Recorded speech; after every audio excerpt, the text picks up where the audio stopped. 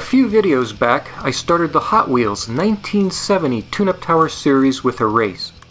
I put a black Corvette Stingray up against a red Custom Corvette. The Stingray won hands down, and the Custom Corvette couldn't even run the distance of the track. Today we're going to work on the old Redline Vette. Our track is the 1969 Hot Wheels Double Dare Race Action Set.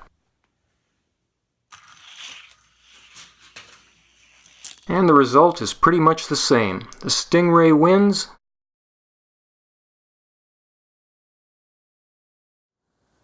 Meanwhile, the Custom Corvette crashes in the loop, and it's on its roof needing a little help.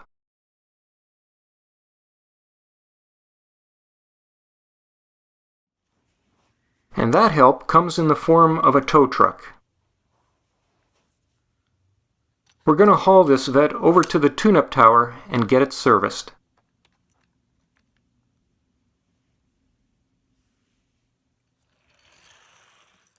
The merger bar will divert the tow truck into the tower.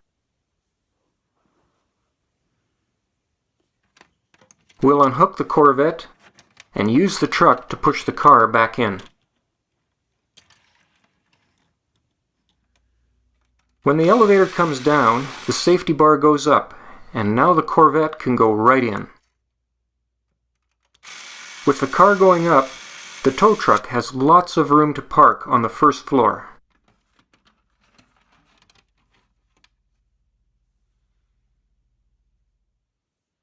There's a molded hoist on the top floor, and I'm going to park the Corvette right on top of it. Next, I'll bring up the Stingray. I'll put it on the treadmill and show you what a nice running car looks like.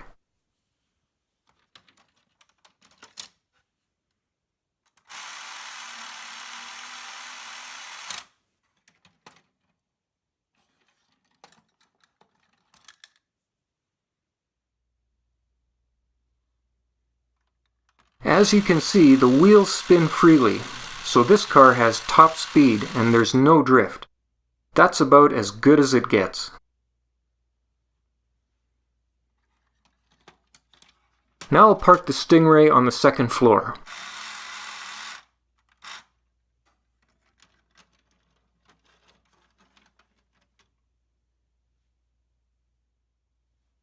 Next, I'll put the Custom Corvette on the treadmill and just see what it looks like. Wheel speed is only good, and there's definitely a lot of drift to the left.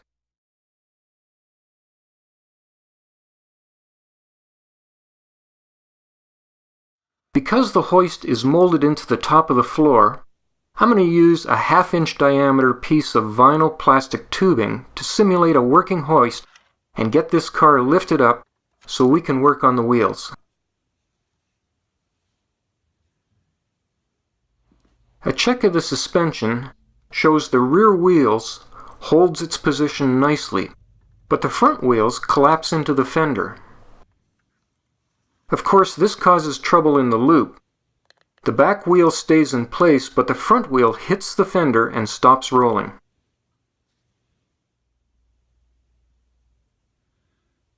Here's another way to check it.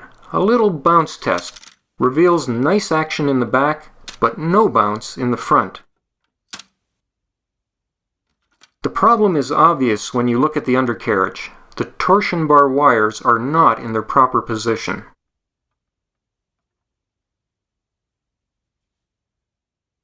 Here's what the early torsion bar suspension looks like.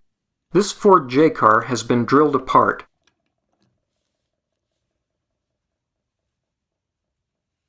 You can see the wires, and there are two areas that hold the metal wire in position, and that's what's become unhooked on the Vette.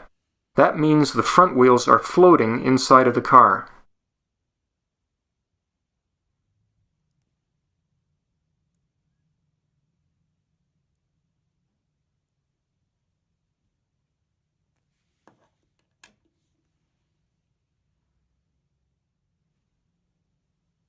Rather than drill the Corvette apart to get at the front suspension, I'm going to take one of my wife's small crochet hooks.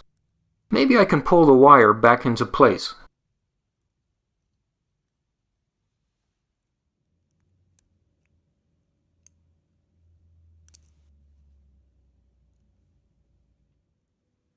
It probably took me 10 or 12 minutes to get the suspension wires where they belong. And you can see they look good right here.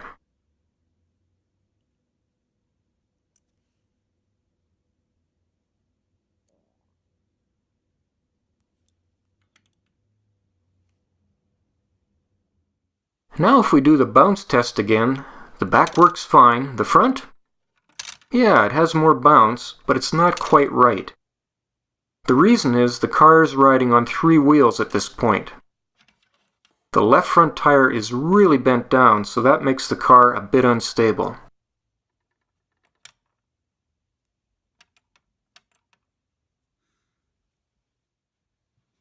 On the dynameter, here's what we now have. Wheel speed is a lot better, and now we're drifting the other way.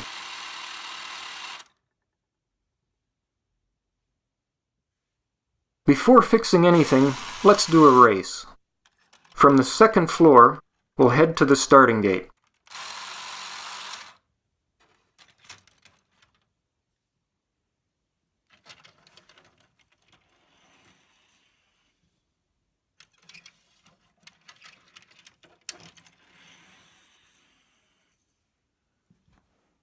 The Stingray is in lane 2 again, and the Custom Corvette gets lane 1. Yeah, that's better. The Stingray is still much faster, and the red line just made it to the end of the track. Back to the second floor. Park the Stingray.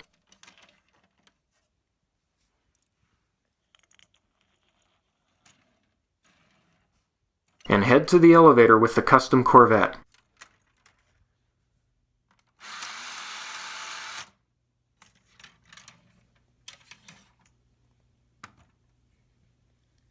For further work, it's time for the tune-up wrench.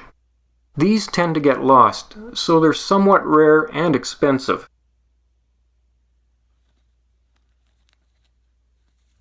You can get nice reproductions from companies like Bright Vision.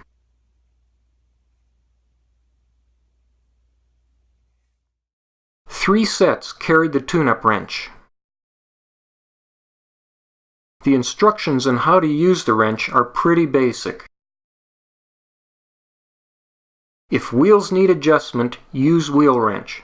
Slide slot in wheel over axle, gently straighten axle. We're going to need to do a little more than that.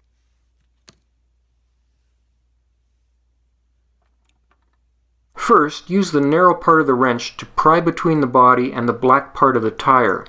Avoid the white plastic bearing. A little bit of toggling will work the wheel off.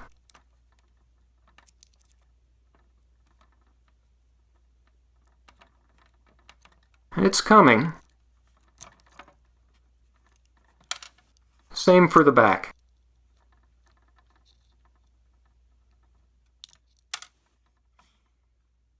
There's another way to do this. John Douglas at theredlineshop.com has his own version of the wrench. There's an extra slot on the other end for wheel removal. What he does is slide the tool into the wheel well and rock back and forth. Then the wheel is wiggled off. It works fairly well.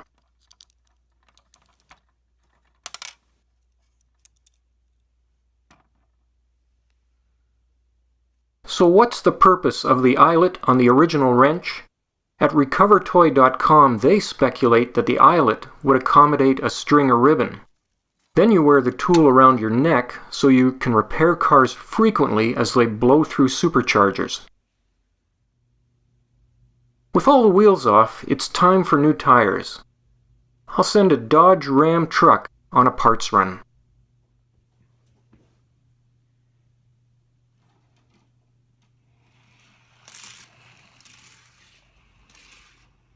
Here at the store, they carry a nice selection of wheels.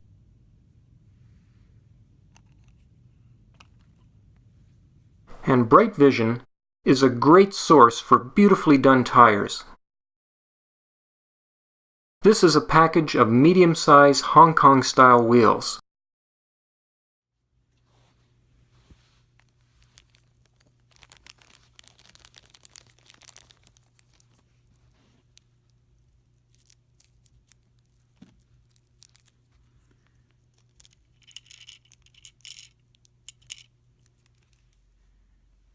Okay, back to the tower.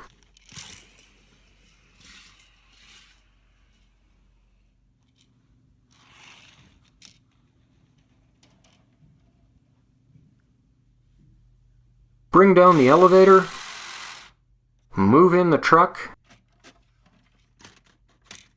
and up we go.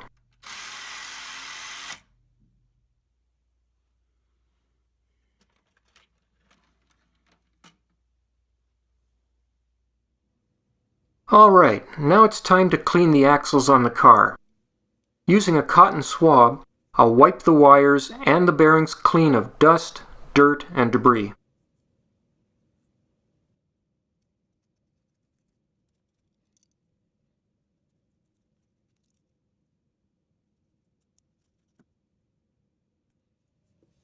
Now I'll use the wrench to start straightening the axles.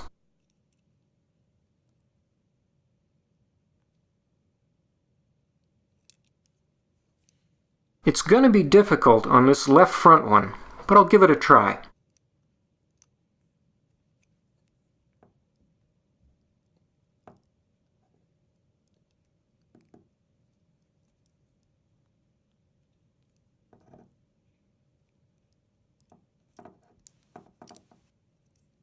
It's still bent down. I'll take a break and go to the back wheels.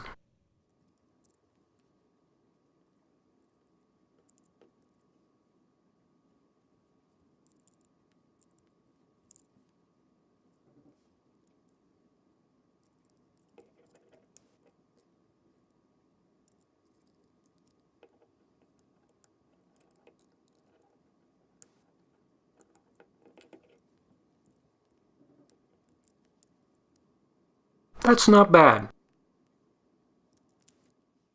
Back to the front left. There are two bends in the axle, one at the chassis level and one at the white bearing. I've come to the conclusion that I can't get this axle straight with just a tune-up wrench. I need more room to work, so I'll slide the wire off its holder and push the axle further out. Now I can use some fine needle nose pliers and take care of that first bend at the chassis level.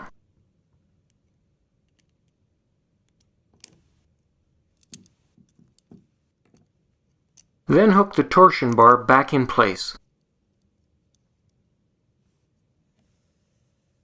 The first part of the axle is nice and straight, but the second part now has a nasty bend upwards. The toothpick is stabilizing the suspension in place, while I use the tune-up wrench again, just above the bearing level. I'm pulling down to try and get the axle straight. This is hard. With persistence, the wire gets straighter and straighter.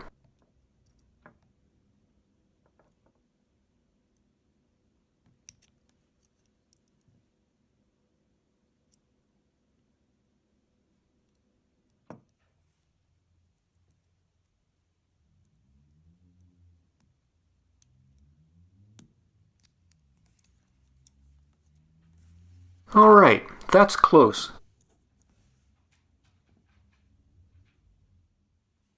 In the end, I'm reasonably happy that the axles are straight, both front and back.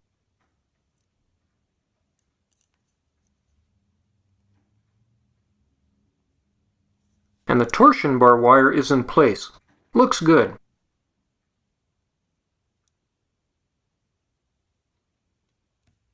That means it's almost time to put on the tires.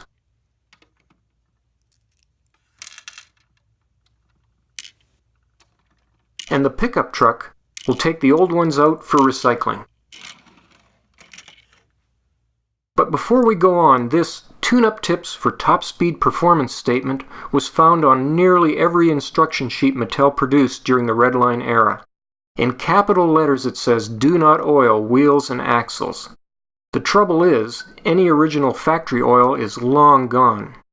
I think it's time for a little fresh lube, courtesy of my local hobby shop. This oil is safe for plastic.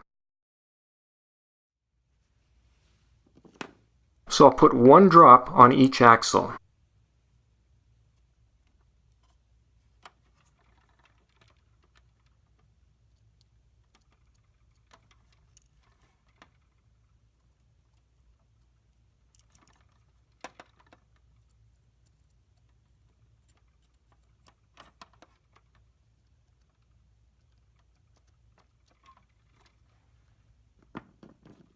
Now give each bearing a little spin.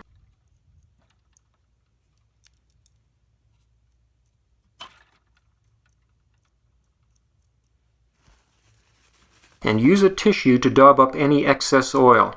Too much oil will actually slow the car down, so you want just a thin coat. Now I'll install the wheels. Grab the tune-up wrench, hook it on the axle on the inside of the bearing. Put the wheel on the other side of the bearing and squeeze it on using the tune-up wrench to stabilize the bearing. Otherwise, you might bend the axle again. There you go.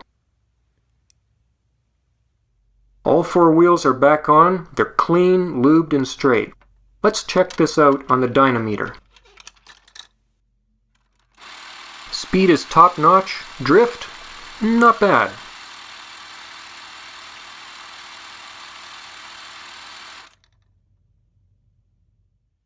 That means it's time for another race.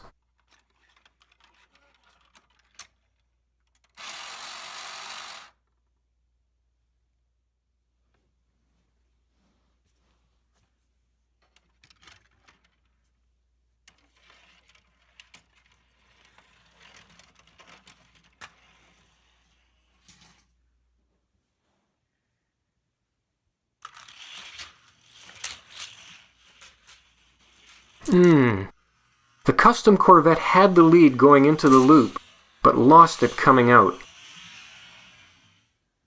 I think the front wheels are rubbing against the front lip of the fenders, and this is slowing the car down. Redline Custom Corvettes are often found with medium-sized tires all around, but some early models had small tires up front. So I'm going to switch to small front tires to make sure that I've got lots of wheel well clearance for the Corvette. Let's see what happens now.